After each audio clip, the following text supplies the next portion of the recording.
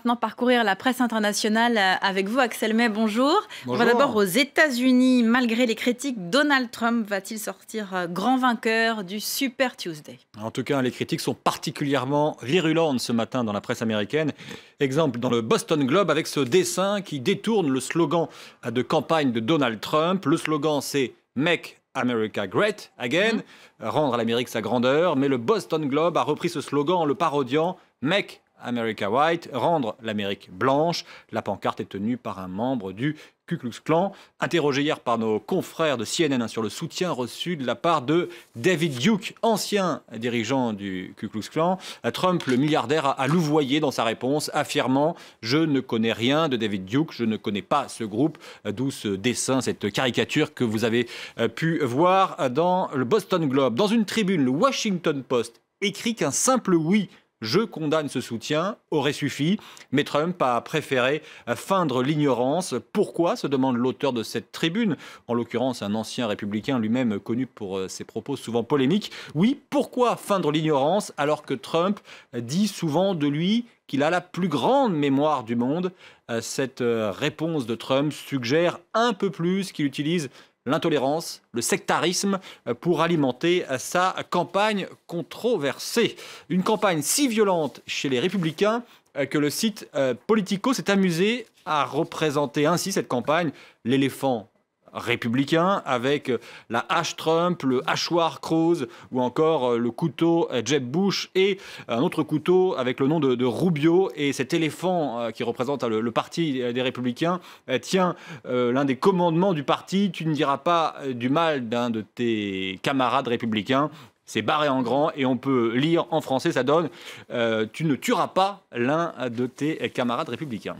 Côté démocrate, qu'est-ce qu'on attend de ce Super Tuesday? On est déjà dans l'après, comme si Hillary Clinton était assurée de remporter les primaires. Pour le Huffington Post, l'ancienne première dame se retrouve en position idéale pour remporter la présidentielle de novembre, car les électeurs du centre, les électeurs modérés, n'ont plus qu'elle comme choix possible.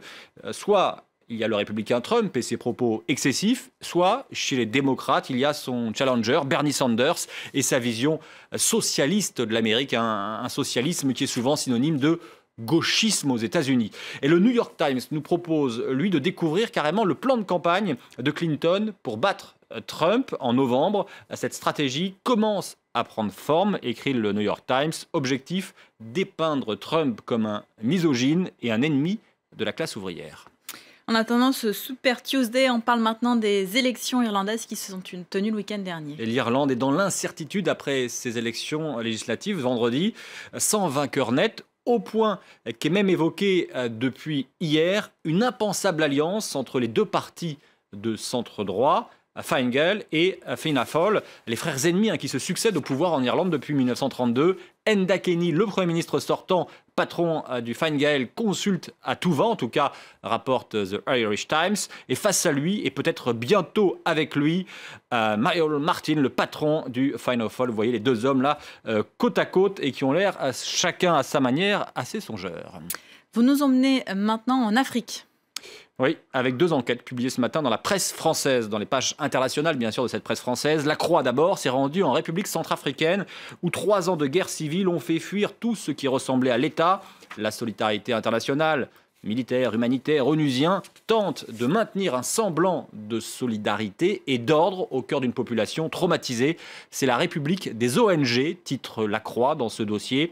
Le Monde, de son côté, nous emmène dans les prisons de Bujumbura, au Burundi, au pays de la peur, comme l'appelle l'envoyé spécial du journal. Et bien depuis les manifestations d'avril 2015 contre le 3e mandat de Pierre Nkurunziza, la police ratisse la capitale, Bujumbura. Des centaines de personnes sont jetées dans les prisons secrètes de la ville pour y être interrogées et souvent torturées.